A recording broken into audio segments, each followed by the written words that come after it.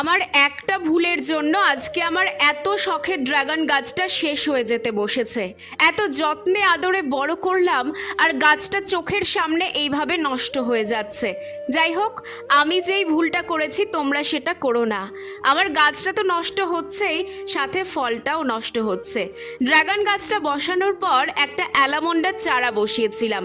যেহেতু ফলের ট্রেটা অনেক বড় ছিল, ভেবেছিলাম কোনো সমস্যা হবে না। আর সেই অ্যালামন্ডা গাছটাই আমার কাল হলো। অ্যালামন্ডা গাছটা এতই বড় হয়ে যাচ্ছে যে এখন ড্রাগন গাছটাকেই বাড়তে দিচ্ছে না। আর ড্রাগন ফল এতই মিষ্টি হয় যে একবার করে নিম জল বা ফাঙ্গিসাইড স্প্রে করতে হয়, কিন্তু আমি ভুল করে করিনি। যাকে পিঁপড়ে আমার ফলটাকেও নষ্ট করে দিল। আর অ্যালামন্ডাটাও এত বড় হয়ে গেছে যে একে তুলে ফেলতেও এখন মায়া লাগছে। তবে হ্যাঁ, একে তুলে ফেলতে হবে, নয়তো ড্রাগন গাছটা বাঁচবে না। আমি তো ভুল করে ফেলেছি, তোমরা এই ভুলটা করো না।